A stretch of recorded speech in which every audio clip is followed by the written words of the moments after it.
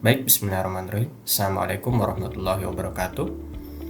Sebelumnya, terima kasih atas waktu dan kesempatan yang diberikan kepada saya. Izinkan saya untuk mempresentasikan tugas dari mata kuliah Digital Entrepreneurship 2 terkait tentang pengenalan suatu produk dan bagaimana cara untuk memasarkannya. Namun sebelumnya, mohon izin Ibu, perkenalkan nama saya Khairul Ghazali. Saya mahasiswa dari kelas RPL Teknik Kimia. Keseharian saya bekerja sebagai desainer grafis untuk pembuatan konten dan bahan publikasi serta dokumentasi kegiatan di Balai Besar Standarisasi dan Pelayanan Jasa Industri Hasil Perkebunan Mineral Logam dan Maritim di Kementerian Perindustrian Kota Makassar, tepatnya di Jalan Abdurrahman Basalama. Selain itu juga saya memiliki minat di bidang fotografi, videografi, dan desain grafis memang. Dan berangkat dari kedua hal tersebut, keseharian saya sebagai seorang desain grafis dan juga minat saya mencoba untuk mengembangkan suatu brand, namanya brand Penagrafi, yang berfokus pada penyedia jasa desainer grafis. Nah, ini saya lakukan dalam rangka untuk menyediakan sarana pengembangan minat saya pribadi sekaligus sebagai solusi untuk mungkin seperti UMKM atau masyarakat luas secara umum yang mungkin masih terkendala dengan literasi periklanan secara digital, atau bagaimana membuat konten yang menarik dan sejenisnya. Nah, dan karena ini adalah mata kuliah Digital Entrepreneurship, saya kemudian tertarik untuk memaparkan bagaimana brand Penagrafi yang saya bangun ini saya kembangkan dan kemudian saya pasarkan secara digital. Nah, namun sebelum itu Ibu, izinkan saya terlebih dahulu untuk memaparkan mengapa bisnis jasa desain grafis ini menjadi salah satu peluang pasar yang cukup menjanjikan atau memiliki pangsa pasar yang cukup luas. Nah, saya mulai dengan fenomena pasar yang sering kita jumpai. Jika kita memperhatikan, ada beberapa brand yang lebih menonjol dibandingkan dengan brand-brand sejenis. Sebagai contoh, seperti Coca-Cola yang kelihatan lebih jauh dikenal dibandingkan dengan salah dua kompetitornya seperti Pepsi atau Bicola, atau brand-brand lokal Makassar seperti Yota, Kaku Food, atau Brosil yang outletnya di mana-mana dengan ciri khas kuning coklatnya. Nah, kalau kita memperhatikan, kita pasti kadang mikir, kok bisa ya mereka bisa seterkenal itu gitu. Apa yang kira-kira mereka lakukan? Nah, tapi sebelum itu Ibu, mohon izin saya ingin sedikit sharing tentang literatur yang pernah saya baca. Salah satu buku dari hasil penelitian Dr. Lisa Barrett kalau nggak salah. Beliau pernah menulis buku bagaimana emosi itu terbentuk. Nah, dari hasil penelitian tersebut bisa disimpulkan bahwa ternyata otak manusia itu bekerja dengan menciptakan dan mengenali pola tertentu. Singkatnya seperti ini, anggaplah misal seorang mahasiswi Unifa bisa jalan-jalan di sekitaran kota Makassar, nengok kanan kiri, ternyata melihat sebuah outlet yang berwarna hijau misal, anggaplah. Nah, pertanyaannya kemudian, apa yang terjadi ketika si mahasiswi ini melihat outlet yang berwarna hijau tersebut? Kebetulan si mahasiswi ini adalah seseorang yang memang senang dengan Yota, suka dengan minuman Yota, dan sering mengunjungi outlet Yota.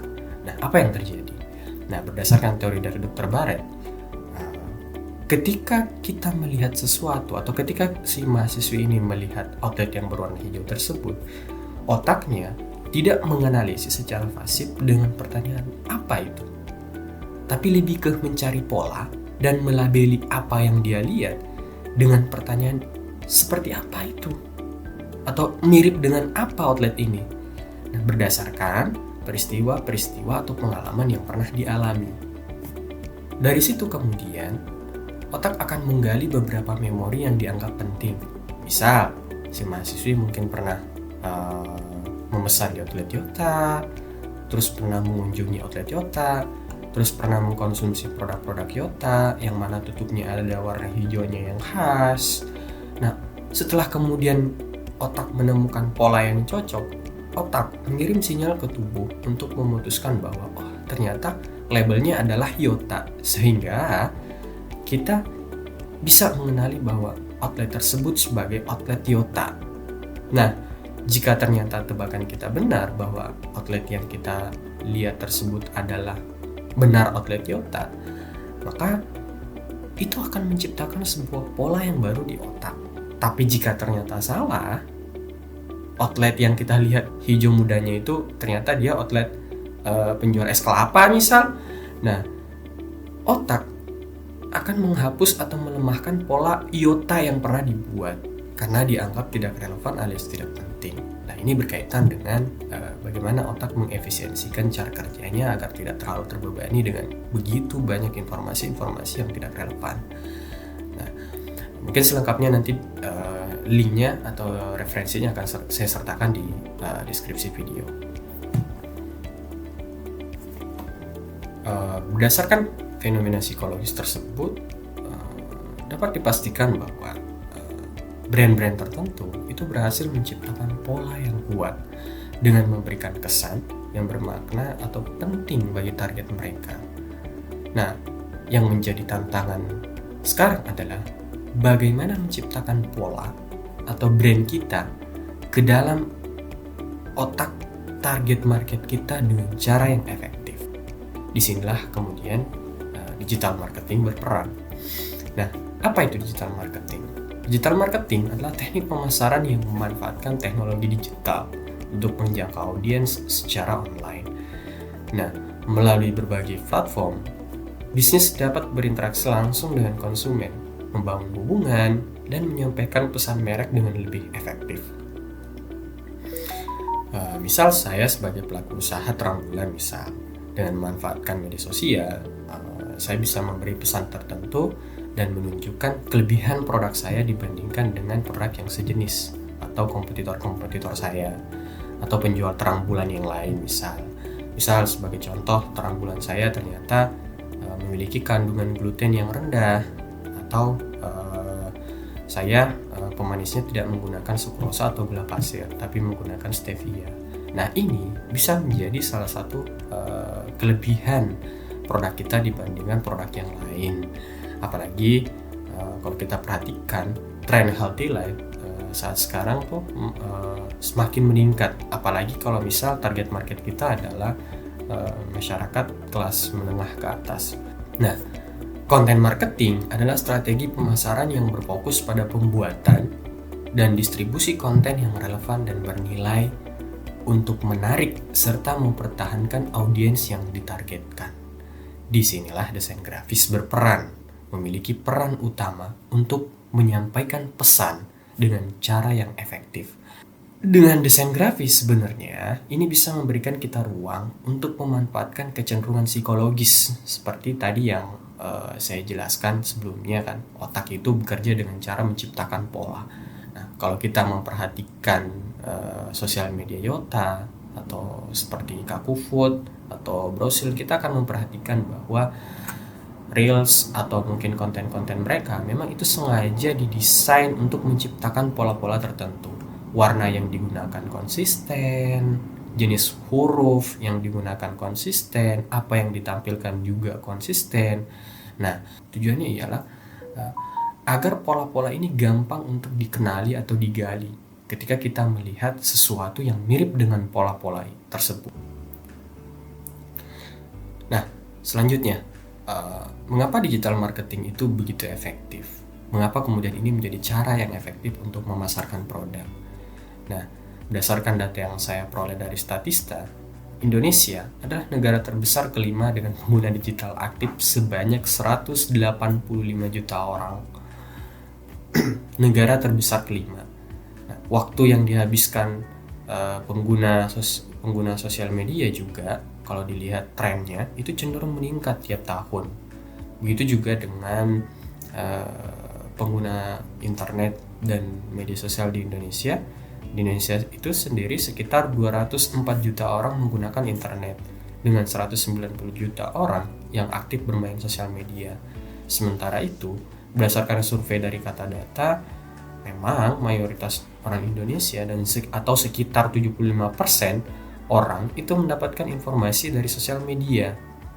Nah, berdasarkan dari data-data tersebut, kita mendapatkan gambaran bahwa dengan memanfaatkan internet atau sosial media secara khusus, kita bisa mendapatkan gambaran seberapa besar jangkauan pemasaran via digital dibandingkan dengan pemasaran secara tradisional.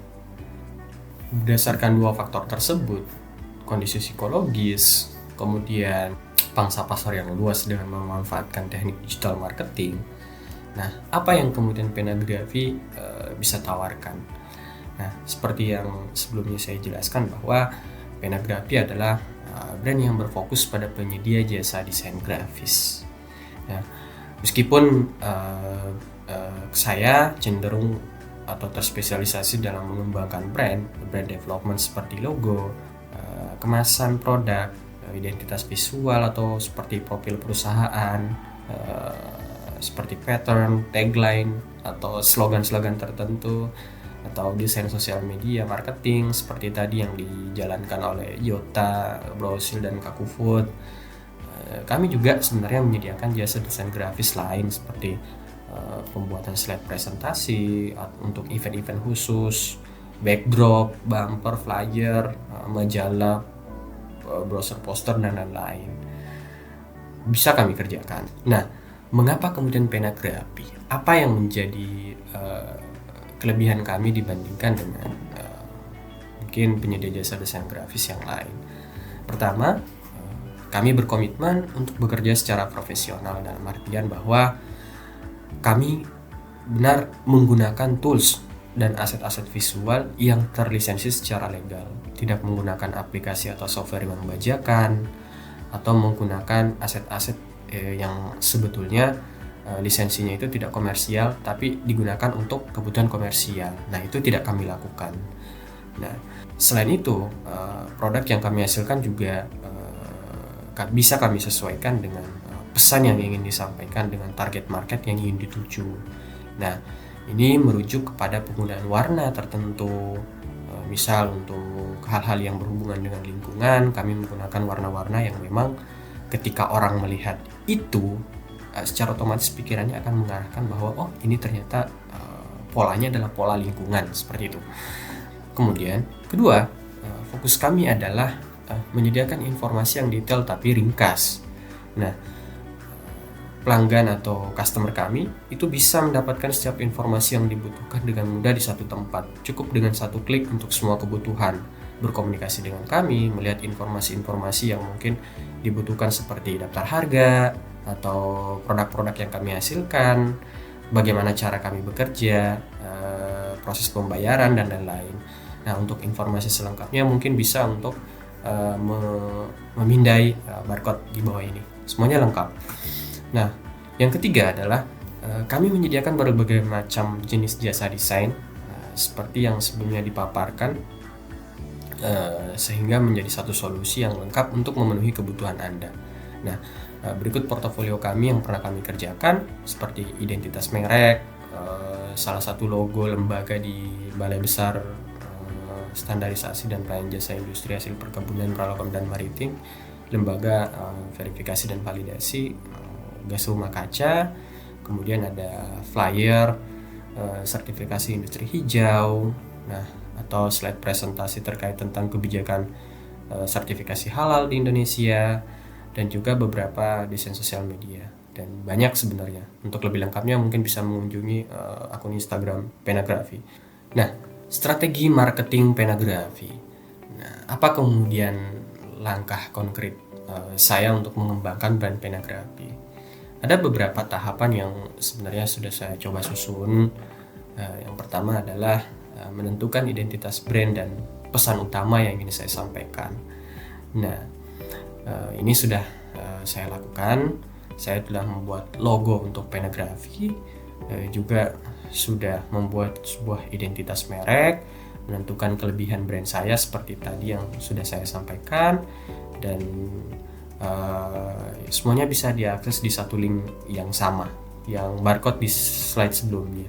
Kemudian optimalisasi profil media sosial. Nah, saat ini Penagrafi mempunyai 2 akun media sosial, yakni TikTok dan Instagram, tapi memang yang benar-benar sering digunakan adalah Instagram. Sejauh ini sudah sempat membuat beberapa postingan media sosial yang terkait tentang color guide, terus juga beberapa postingan tentang portofolio yang pernah dikerjakan sebelumnya, menyesuaikan bio, kontak, highlight, dan value proposition kepada pelanggan. Nah, kedepannya mungkin sosial medianya akan ekspansi ke LinkedIn dan membuat sebuah WA bisnis tertentu. Nah, tahapan yang ketiga adalah pembuatan konten-konten berkualitas. Seperti yang saya sampaikan sebelumnya, membuat konten yang relevan. Sejauh ini sebagian besar hanya menampilkan portofolio. Kedepannya mungkin akan menambahkan behind the scan, testimoni pelanggan yang pernah menggunakan jasa Penagrafi, dan lain-lain. Kemudian mengukur dan menganalisis performa, itu masih sementara saya lakukan sekarang, tapi memang belum maksimal karena mungkin kesibukan yang lain juga. Saya lakukan dengan memanfaatkan Instagram Analysis untuk memantau interaksi, jangkauan, dan impresi audiens. Nah, ke depan mungkin data-data tersebut akan saya gunakan untuk sebagai bahan pertimbangan untuk memanfaatkan Meta Ads yang berbayar. Kemudian karena sejauh ini memang pertumbuhan akun Penagrafi itu masih organik, Bu. Maksudnya belum pernah menggunakan layanan berbayar dari Meta. Kemudian selanjutnya, optimasi penggunaan hashtag dan tren, yakni dengan menggunakan dan menganalisis hashtag yang trending menggunakan tools Brand24. Saat ini masih menggunakan Brand24, tapi memang belum maksimal. Ke depan mungkin untuk memaksimalkan hal tersebut, mungkin konten-konten yang diproduksi itu akan berusaha untuk disesuaikan dengan konten-konten yang sementara trending atau viral. Nah, terus juga ke depan rencana akan dilakukan pemanfaatan paid ads seperti memanfaatkan Meta Ads. Kemudian mungkin memberikan layanan tambahan atau istilahnya extra miles lah ke pelanggan-pelanggan untuk kriteria layanan tertentu. Misal dengan nilai kontrak sekian, nanti akan kami berikan layanan-layanan eksklusif dan lain-lain lah nanti. Nah, itu untuk rencana ke depan, Ibu. Nah, baik, itulah tadi, Bu, paparan saya mengenai intro dari Penagrafi, brand yang saya kembangkan sendiri. Mulai dari kondisi pasar, mengapa jasa desain dibutuhkan, apa yang kemudian bisa saya tawarkan untuk mengatasi permasalahan terkait pembuatan konten marketing, bagaimana cara orang menjangkau saya, serta terakhir saya jelaskan tentang strategi untuk mengembangkan pemasaran menjadi lebih baik, pemasaran Penagrafi menjadi lebih baik.